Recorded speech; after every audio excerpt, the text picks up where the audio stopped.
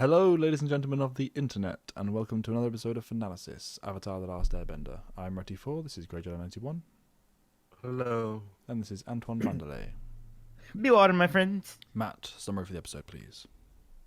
This episode 17, Lake Laogai, and this is where we find out what goes on underneath Lake Laogai, where everybody's all creepy and weird and sinister. And also Jet comes back. Well, he's kind of been back, but this is his reintroduction to the gang, I guess. In a really weird way, yeah, which we'll get to in a bit. And also, Zuko has an important choice to make at some point in this episode, so let's get into this. Opens up with gang prepping the Appa posters, or at least Sokka trying and, doing his best, bless him. I want to know how much money it must have cost them to get the rest of the professional ones printed, because that's not a cheap process, especially back in those days. Yeah, there's no copy prints or print press or whatever. We found a printer. I was like, what kind do you mean? Toph has money. I'm just saying. True. Has, the funds. Access to the bank, even in Basing saying that. She just said, "I'm a Beifong," and they said, "Okay." Sure. Actually, she didn't go. Never mind. She wasn't there. She just extended the line of credit. Beifong always pays his debts. Yeah, extended the line of credit for them, and so they could go out to it. I love the it's look just like him to me line. Every blind joke from Toph is funny, but that one in particular because of Sokka's reaction. It's like, it looks just like him to me.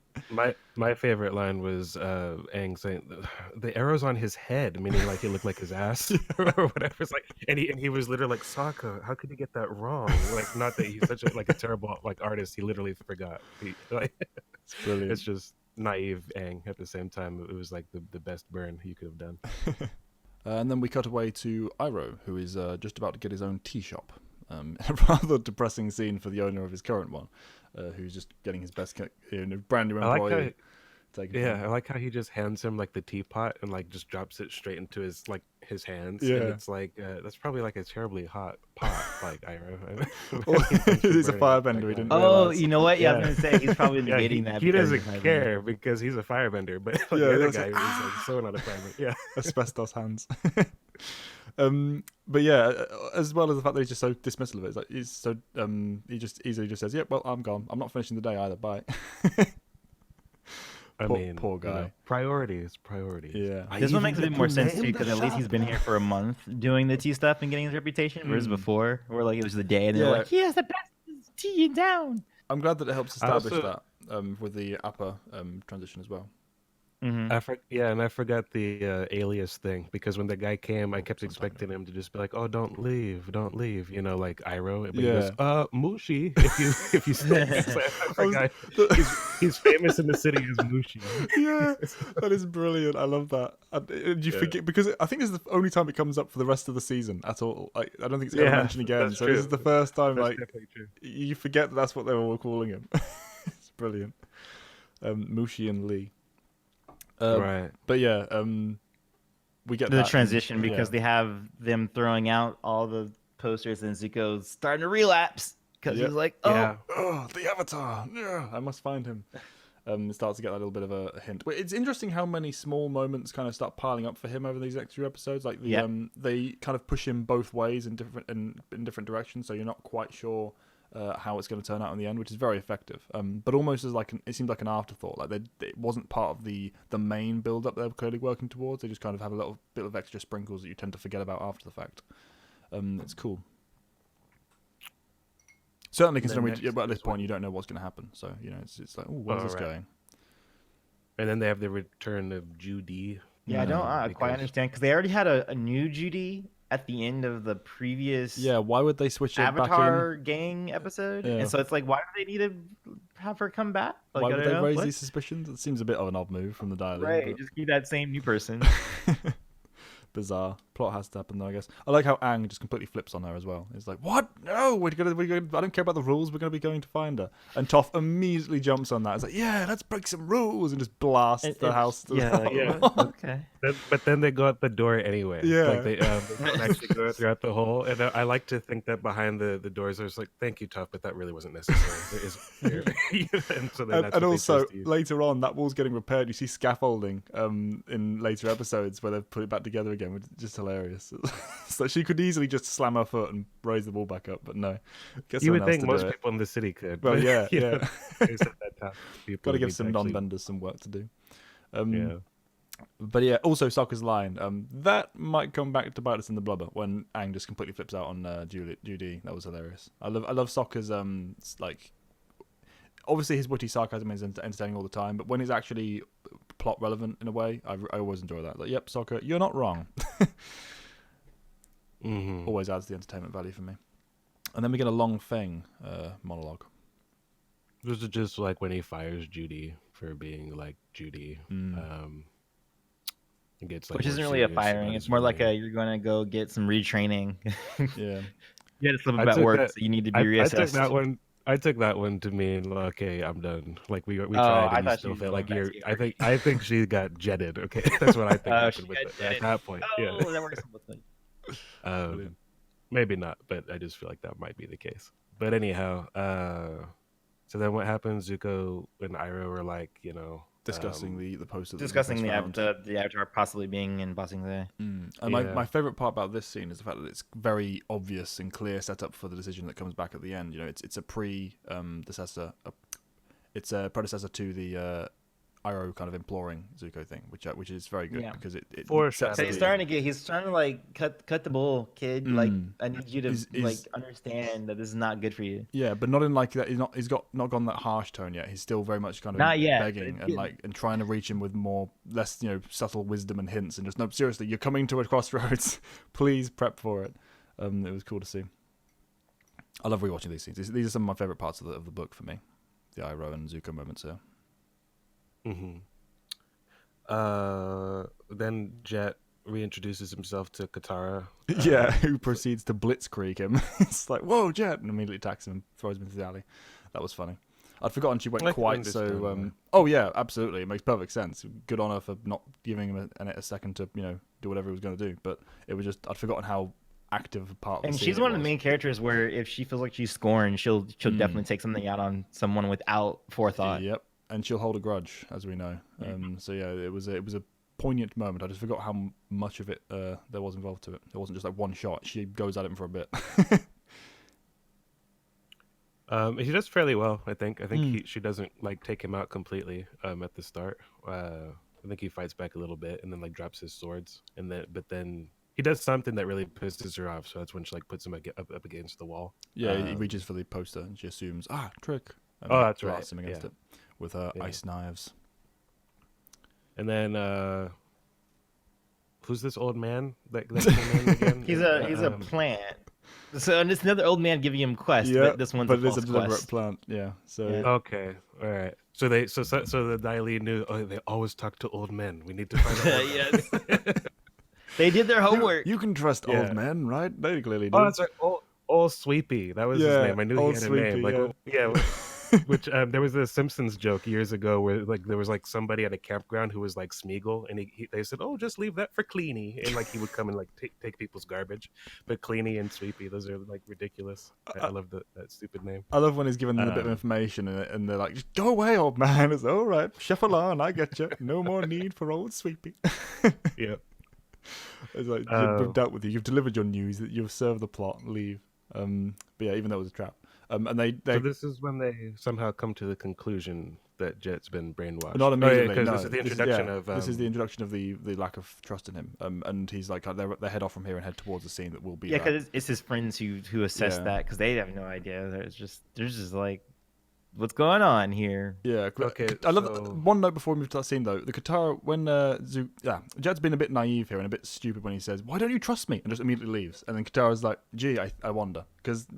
Absolutely, she is right to be mistrustful here. Granted, she's taking a bit too far and kind of obstructing the so this is a few days ago now that I've watched this scene. But when is it that Toph reveals that she can tell when someone's lying? That's beforehand. That's when he's up against the wall still. Okay. Well, it comes up again before that too, because when they talk to sorry for the ambulance, because when they were talking to the Sandbenders, she's like, "Oh, I can hear the one dude's voice," and then he's lying. From back when they were in the desert. Wait, is that what you were asking? Is when this was established that she can? I don't think she revealed that then. No, I don't think, and it wouldn't make sense anyway because she was on sand. She explained it here. She said like when people lie, there's a physical reaction. I know she remembered the guy's voice and was able to single him out, but that proves he was a liar because not because of like Toph knowing he's a liar. It just undermined his lie. Yeah, it was the muzzle. He said he put a muzzle on him. That was the big one. It was more like the way that anyone could have proven it was a lie under those circumstances. But yeah, she explained it in this time, like with Jet. So when his gang shows up, that's where there's a confusion because she believes both of them, both sides. Yeah, that's right. And how could they both be right? Is like the question. It's a bit kind of a plain and ham-fisted in the writing. Like, it's clearly just put them in there here and explained in this very episode, so this moment can happen. But more than that, like, that's more of a hand-wavy thing. You don't have to worry about that. We can move on from there. It's the following up to this that I find weird, because this is a really odd moment in the episode writing-wise. Like, they find out when they've realised they're both telling the truth. Sokka's like, oh, Jet must be brainwashed immediately out of nowhere. It's like, what? You don't even know that's a thing. How are you jumping to this conclusion? This is clearly like the heavy-handed writing coming across. And then more weird after that, the gang slowly closes in to the tune of creepy music around Jet, who's understandably panicking because he's like, wait, what are you talking about? It's a really weird moment.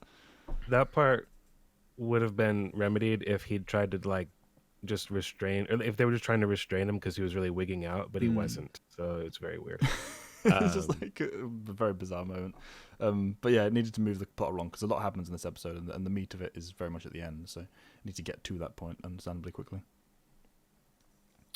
Anyhow, that's when like Blue Spirit reappears at night, and Zuko Batman's the dialing agent. Yeah, that guy was gonna kill him. Like that's some pretty brutal police work there. He like punched through his chest, or the straw man, and then took off the head. So that was pretty brutal. They could have used that guy in like the final fight, I think, but he was busy being owned by Zuko. And Zuko got a nice little line in as well. Zuko doesn't very often get the cool spawn liners, but that was a good one. Unless you want to end up like him, I suggest you. I don't think he normally ever speaks as the Blue Spirit. I think he's been silent up to that point. True, yeah, I hadn't thought about the fact he was in Blue Spirit mode at that point. Yeah, it probably is the first time, or one of. I mean, it'll be the last time too, because he's not going to be like Blue Spirit. Like, yeah, this is the resolution to that mask, which I like. But yeah, we go back to the gang who are trying to jog Jet's memory, who for some reason don't lead with the spiritual healing. They kind of start by trying to jog his memory elsewise first, but it makes for some good comedy. Yeah, the straw in his mouth. So you don't want to waste that water. Wait, did she use the spirit water, or she use regular water? No, just regular water. It was wet. Oh, okay, I was going to say. Yeah, so it didn't occur to her until after the initial approach. I had the same thought though. Yeah, because it's like, how about instead of like doing these things that obviously won't work, I'll use my ability. Yeah. Maybe just her being reticent still. She's like, yeah, I don't like Jet. lingering animosity. But yeah, at this point she's kind of getting over that now because obviously the brainwashing has kind of helped her past that moment a bit.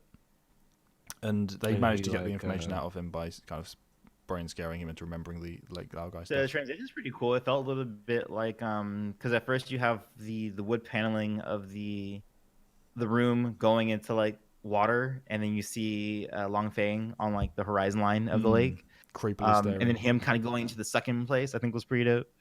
It was nice. Again, we need to find the actual name for that, but camera work, for lack of a better term.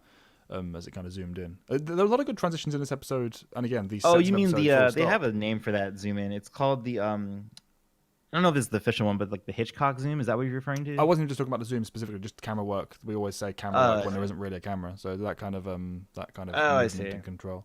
But yeah, these sets of episodes, the end of book 2 in general, has a lot of nice like transitions and cuts and stuff that aren't really massively common, at least in this up until this point with Avatar.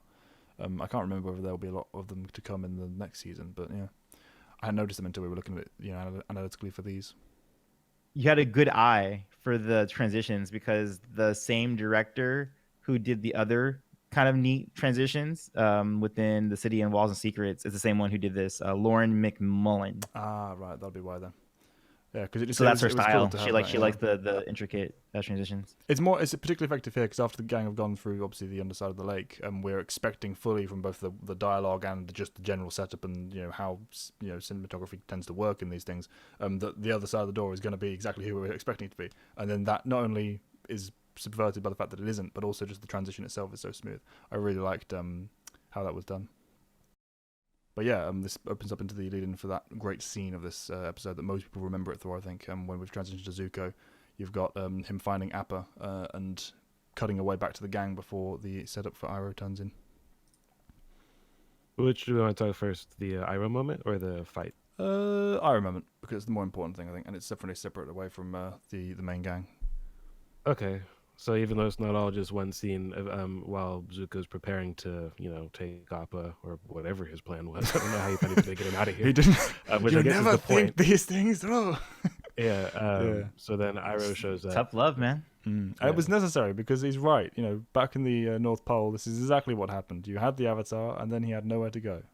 So yeah, it was a really cool emotive speech leading to the best part that we all remember because it's the first real step into Zuko's final stage of this metamorphosis he's going through in the finale, which is who are you and what do you want?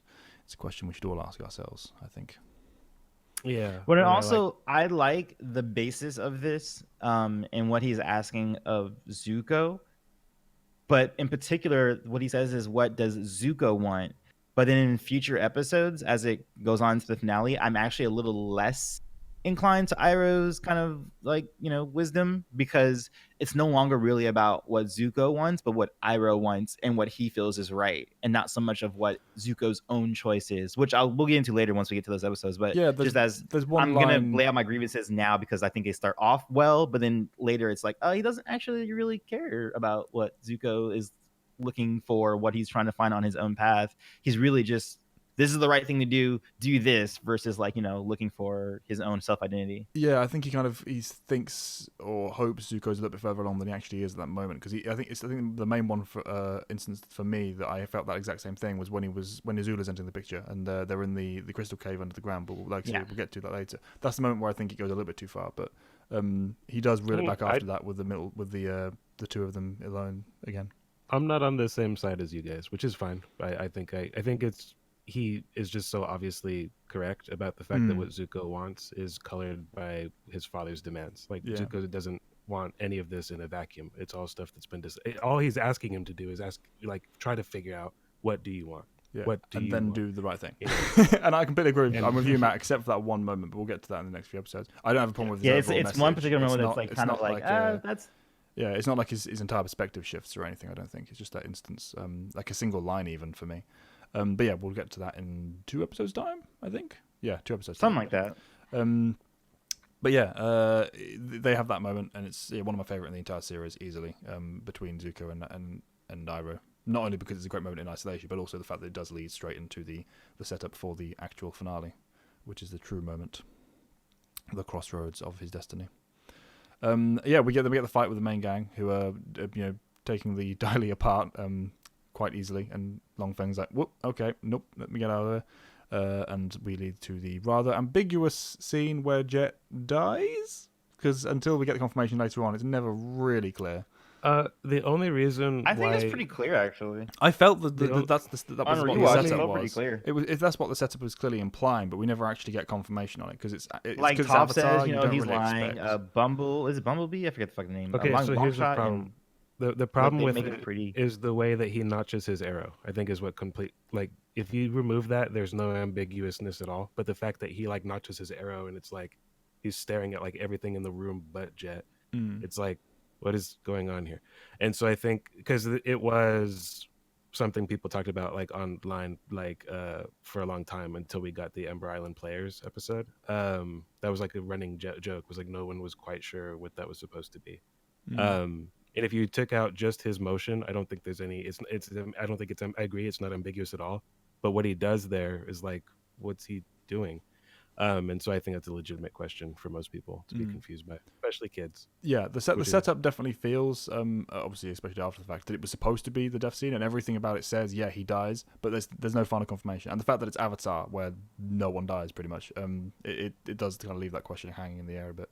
Well, it's still in middle grade territory, so yeah, people don't die in middle grade stuff. Yeah, which I always dislike. I think death should be dealt with in these stories, personally. That's when it's young adult. But Avatar does a damn good job with it. Yeah. No, that's funny because Bambi is very much. Yeah, I was going to say death needs to be dealt with in young work. Or Lion King, I don't know when it was decided that they don't, because in the 90s, death was in all kinds of cartoons. Oh, yeah. That's why I think this show's kind of overpraised, because people act like this is the first one or only one that did it. It's it's so not, but okay. maybe is the only one that played during someone's generation of cartooning. You know what I mean? But not mine. That's for damn sure. I had dark cartoons as a kid, and I love it. Likewise. You know, even like the anime stuff like Digimon was way darker than Avatar at times. Oh man, yeah, Digimon. Love that series. Anyway, yeah, so Jet dies, and we transition to the gang rescuing, or being rescued, I guess, by Appa as they're trying to escape from the Dai Li. He comes in and just wrecks them up to kind of get his little comeuppance moment, which was nice. And then we get the group hug at the end, before the actual end of the episode, which is the final resting place of the Blue Spirit, and the figurative and literal mask that Zuko has been wearing up until this point. yeah, it's one of my favorite shots. Is the mask sinking beneath the water. Beautifully really animated like as well. Yeah. The timing on it was good too. It didn't kind of linger too long. It was very simple, just floating away and then done. You know, don't make it too over the top, which is nice.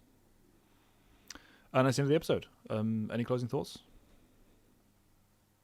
It's good, and like It's really there's a lot that goes on in it. You know, it there's a lot of moving pieces. I feel like that happen within the scope of the episode versus like Appa's Lost Days, where I feel like it sticks with one character, so you know you're very much in that person's space, and it's a little bit slower for it. And this one definitely it has like the cutbacks going on, and then it's got a lot of action and a lot of locations, you know, that are playing out.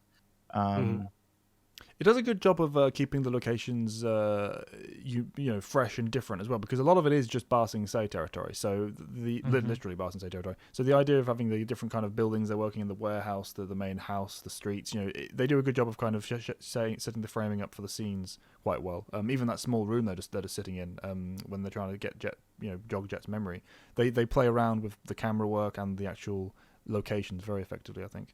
And aside from that middle part of the episode, as we discussed, where they had to kind of rush the plot along to get them to the meet, it's very well paced as well. Like the cuts between scenes, they timed it well overall, for what needed to be done, because as you say, there's a lot happening. And I would say, considering I don't really care for Jet, I think it's a good send off for him. Like I felt something for which, you know, when I first met him, I hated him, so that's good. Or I just hated what he was all about. But to be like having sympathy for him in the way that Katara does when she's sort of looking at the lake and just knowing what happened just a few minutes ago underneath it, it's really good. And I like how they kind of just got like the band all back together, like with Appa and all that, and then they, like in the next episode at the end of it, everybody's gonna kind of go their own ways. You know what I mean? Yeah, so, definitely. It's a good setup and wrap up at the same time. And again, with so much happening and so many characters, even the addition of Jet with his whole thing, it balances everything out very well. So excellently done. But yeah, that's this episode. If you anyone wants to leave in the comments anything they think we've missed or want to cover in greater detail, please do. I'm Retty4, and I still have an outro. Great91, thanks for watching. Bye-bye. Antoine Bandele, peace, love, and remember, be water, my friends. Goodbye.